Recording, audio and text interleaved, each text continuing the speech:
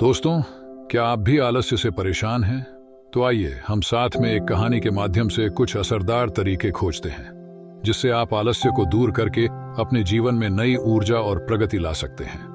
दोस्तों, इस कहानी को जरा गौर से सुनिए क्योंकि यह कहानी आपकी जिंदगी बदल देने वाली है। जो मनुष्य जितना ज्यादा काम चोर होता है उसके शरीर में उतना ही आलस्य और सुस्ती भरी रहती है। ऐसे इंसान के लिए कठिन काम करना तो दूर, खुद के छोटे मोटे काम करना भी मुश्किल हो जाता है। उस इंसान को यदि प्यास भी लगी हो तो तब भी उसका मन बिस्तर छोड़ने को नहीं करता है। इसी कारण उसके आसपास के वातावरण में भी मुर्दी सी छाई रहती है। आलस्य के ताले में जकड़े मन में आनंद की कोई झलक नहीं होती। चेहरे पर कभी न मिटने वाली थकान और आंखों में नींद होने के कारण ऐसे लोगों से सब दूरियां बनाने लगते हैं और कुछ समय बाद वह अपने परिवार के लिए ही बोझ बन जाते हैं और उन्हें खुद भी अपना जीवन व्यर्थ, बेकार और बोझिल लगने लगता है। इसीलिए ऐसे लोगों को अपना जीवन काटने के लिए किसी प्रकार के आनंद और खुशी की आवश्यकता तो पड़ती ही है ताकि जीवन में थोड़ा बहुत तो रोमांच बना रह सके। और इसी कारण आलसी मनुष्य की कल्पना में काम वासना के विचार उठने लगते हैं, क्योंकि ऐसे विचारों की कल्पना करने में कोई मानसिक मेहनत भी नहीं करनी पड़ती और क्षणिक आनंद की भी अनुभूति हो जाती है, जिससे जीवन में थोड़ा बहुत रोमांच तो बना रहता है। लेकिन आलस्य की चादर ओढ़े यह काम वासना के विचार किस प्रकार जीवन का सारा आनंद चूस लेते हैं, उसी पर आज की कहानी आधारित है। नमस्कार दोस्तों, इससे पहले कि आप इस कहानी में पूरी तरह से खो जाए, अगर चैनल पर नए हो तो सब्सक्राइब जरूर कर लेना और वीडियो अच्छा लगे तो कमेंट में नमो बुधाय जरूर लिखें। दोस्तों, सामंत नाम का एक लड़का पहाड़ी की तलहटी में बसे एक गांव में रहता था। पहाड़ों के आसपास जो गांव होते हैं उनमें बहुत थोड़े से घर होते हैं और उन्हीं में से एक घर सामंत का भी था। सामंत को उस गांव का बच्चा बच्चा जानता था और गांव में उसकी पहचान किसी अच्छे काम के लिए नहीं थी, बल्कि सभी लोग जानते थे कि सामंत गांव का सबसे आलसी युवक है। दिन चढ़े तक सोना, हर काम को टाल देना, किसी की कोई मदद न करना, यही सब दुर्गुण सामंत के व्यवहार में थे। ऐसा नहीं था कि सामंत खुद को बदलना नहीं चाहता था, मन से वह भी चाहता था कि ब्रह्म मुहूर्त में उठकर प्रकृति का आनंद लिया जाए, और जब वह देरी से सोकर उठता तो उसे बड़ा अफसोस होता।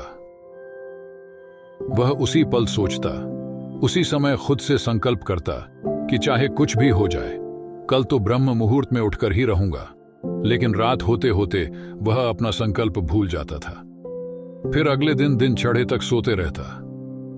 यह उसका नित्य नियम हो गया था, यह उसकी रोज की आदत हो गई थी। अब तो उसे याद भी नहीं आता था कि आखिरी बार वह ब्रह्म मुहूर्त में कब उठा था और कब उसने प्रकृति का आनंद लिया था। अब तो ब्रह्म मुहूर्त में उठना उसके लिए एक कल्पना मात्र रह गया था और सुबह देरी से उठने के कारण उसके हर काम में देरी हो जाती थी। चाहे फिर वह नहाना हो या खाना पीना हो, हर काम में देरी होने लगी थी। कोई काम समय पर नहीं हो पाता था और इसी के कारण सामंत के जीवन में तनाव बढ़ने लगा था। लेकिन सुबह जब धूप निकलने तक वह सोता रहता और जब उसके माता पिता उसे जगाने आते और समय का उसको ख्याल आता तो उसको बड़ा अफसोस होता, बड़ा पश्चाताप होता।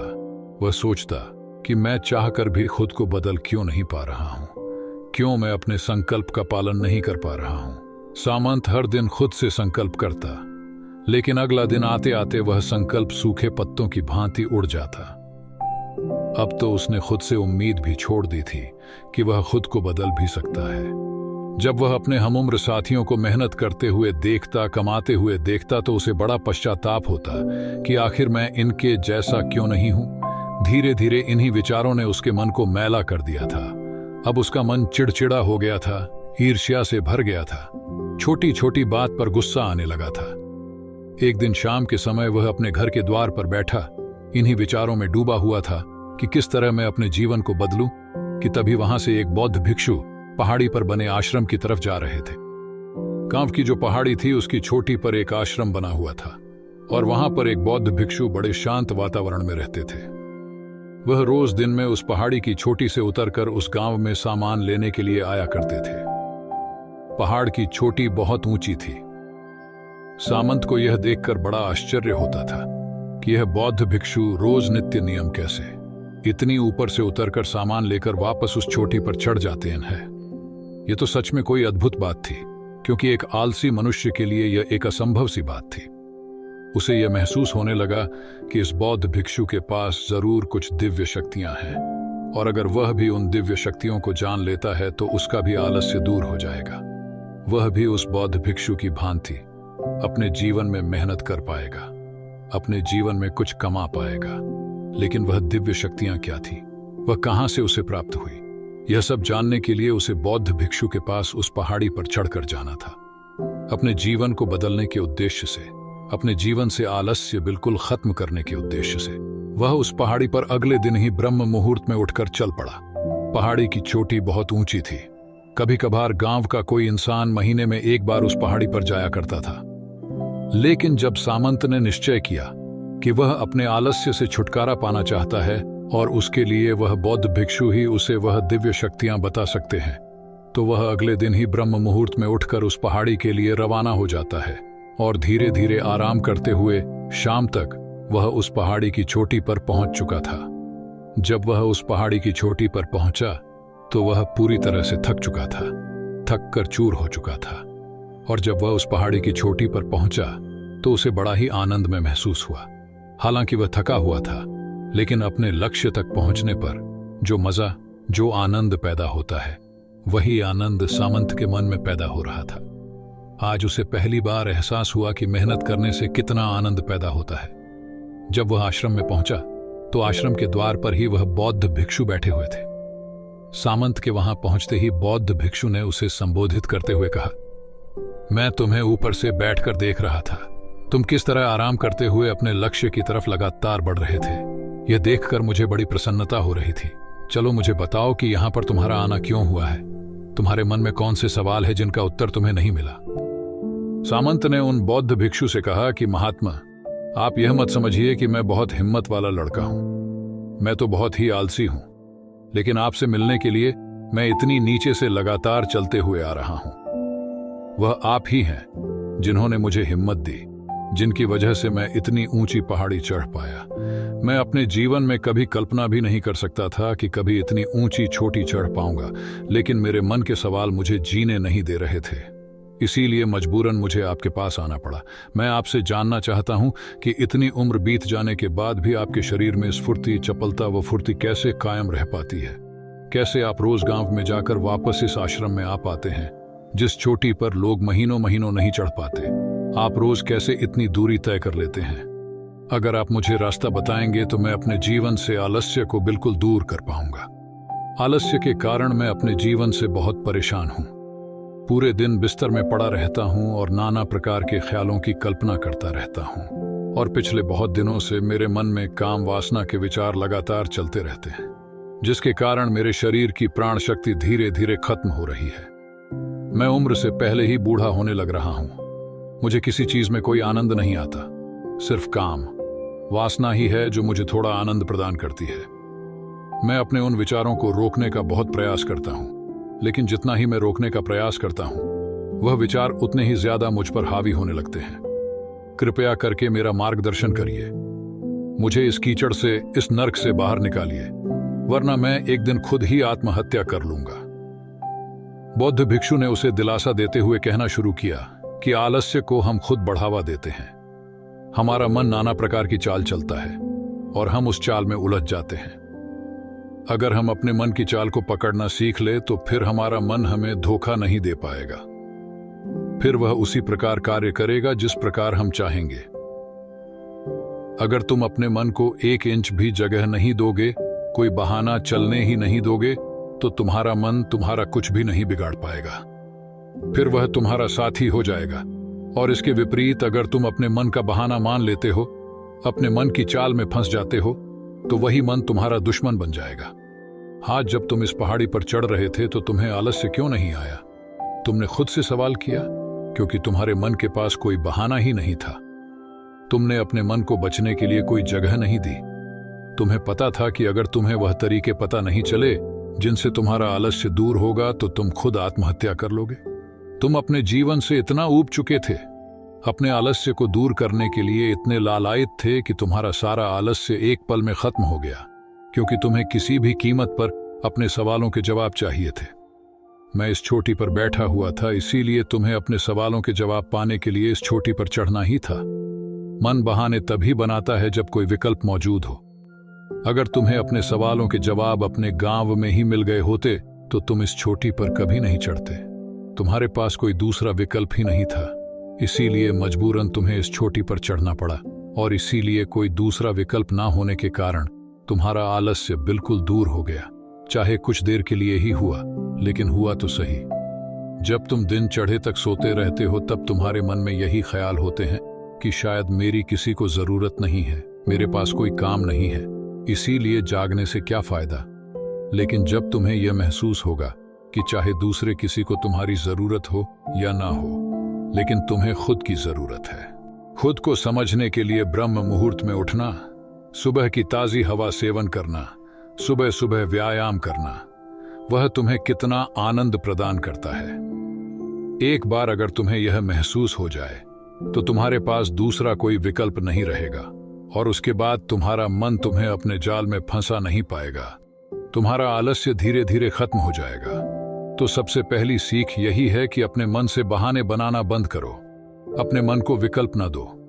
कब तक खुद को धोखा देते रहोगे? अपने आलस्य को दूर करने के लिए भोजन का बहुत बड़ा उपयोग है। जैसा खाए अन्न वैसा होवे मन। इसीलिए जिस प्रकार का भोजन तुम करते हो उसी प्रकार का तुम्हारा मन हो जाता है। अगर तुम बासी खाना खाओगे, बेवक्त भोजन करोगे, तो उसका अंजाम भी तुम्हें भुगतना पड़ेगा। समय से और शुद्ध भोजन करना बहुत आवश्यक होता है। और इसके साथ साथ यह भी ध्यान देने वाली बात होती है कि जितनी भूख हमें लगी है उतना भोजन ही किया जाए, क्योंकि जितना अधिक भोजन करते हैं उतना ही आलस्य हमारे शरीर में प्रवेश करता है। आपने कभी ध्यान दिया होगा कि जब भी आप भर पेट भोजन करते हैं तो आपको तुरंत नींद आने लगती है। इसके अलावा अपने शरीर की देखरेख भी बहुत आवश्यक होती है। इंसान को ना तो बहुत ज्यादा गर्म पानी से और ना ही बहुत ज्यादा ठंडे पानी से नहाना चाहिए। इंसान को हमेशा ताजे पानी से नहाना चाहिए, और ताजे पानी से नहाने के बाद कम से कम सप्ताह में एक बार अपने शरीर की सरसों के तेल से मालिश जरूर करनी चाहिए। इससे हमारे शरीर की त्वचा खुलने लगती है, शरीर का रोम रोम जागृत हो जाता है। ताजी हवा हमारे पोर पोर में समाने लगती है, जो हमें एक नई ऊर्जा प्रदान करती है। इसके साथ साथ यह भी ख्याल रहना चाहिए कि हम अपनी नाभि में तेल अवश्य लगाएं। रोजाना नाभि में तेल लगाने से हमारी सभी नाड़ियों को पोषण मिलता है, जिससे कि रक्त का प्रवाह हमारी नाड़ियों में सुचारू रूप से चलता रहता है। इसके साथ साथ अगर शरीर में बहुत ज्यादा आलस्य है तो सुबह ब्रह्म मुहूर्त में उठते ही तिल के तेल का कुल्ला जरूर करें। 2-3 बार कुल्ला करने से आपके शरीर में जो भी अशुद्धि होती है वह बाहर निकल जाती है, और उसके बाद आपका आलस्य बिल्कुल खत्म हो जाता है। यहां पर एक बात समझने वाली यह भी है कि सिर्फ खान पान से और शरीर के रखरखाव से आलस्य पूरी तरह से दूर नहीं होगा। साथ ही साथ तुम्हें व्यायाम भी करना चाहिए। इसके साथ योग अभ्यास और प्राणायाम भी बहुत आवश्यक होता है। इससे तुम्हारे शरीर की मांसपेशियां पूरी तरह से खुलती हैं, और एक बार अगर तुम आलस्य के चक्र से बाहर निकलकर असली आनंद का मजा ले पाए तो फिर तुम्हें किसी सीख की कोई आवश्यकता नहीं पड़ने वाली, क्योंकि जहां पर हमारे मन को आनंद मिलता है वहीं पर हमारा मन अपने आप दौड़ा चला जाता है। और याद रखना, अगर तुम आलस्य में भरे रहे, अपने बिस्तर पर पूरे दिन पड़े रहे, तो तुम्हारे अंदर काम वासना के विचार उठेंगे और तुम्हें ऐसा प्रतीत होगा कि यही जीवन का असली आनंद है, और तुम उसमें डूबते चले जाओगे। अपनी प्राण शक्ति को यूं ही खर्च करते रहोगे। आखिर में तुम यही पाओगे कि बहुत सारी बीमारियों ने तुम्हारे शरीर को जकड़ लिया है। तुम्हारे शरीर की पूरी शक्ति खत्म हो चुकी है, बुढ़ापा आने लगा है।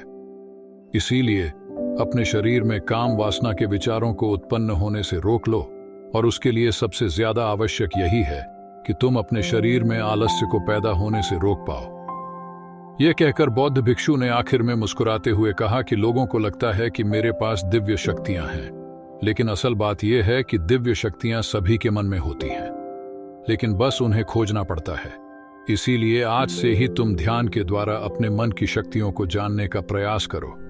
इससे तुम भी अपने मन की असीम शक्तियों को देख पाओगे, उनका तुम उपयोग कर पाओगे और अपने जीवन में सफल भी हो पाओगे। जीवन का अमूल्य पाठ लेकर और आलस को जीवन में से निकालने का संकल्प लेकर वह पहाड़ी की चोटी से नीचे उतरकर वापस अपने घर आ गया। तो दोस्तों, कैसी लगी ये कहानी आपको? कमेंट सेक्शन में जरूर बताना, और अच्छी लगी हो तो चैनल को सब्सक्राइब करके नोटिफिकेशन बेल को जरूर प्रेस कर देना, ताकि हमारा वीडियो सबसे पहले आपके पास पहुंचे। तो दोस्तों, मिलते हैं हम आपसे ऐसी ही एक और प्रेरणादायक कहानी के साथ। तब तक के लिए अपना ख्याल रखें, मन को ज्यादा विकल्प न दें, आलस्य को जीवन से दूर करने का प्रयास करें और अच्छे विचार जीवन में लाएं।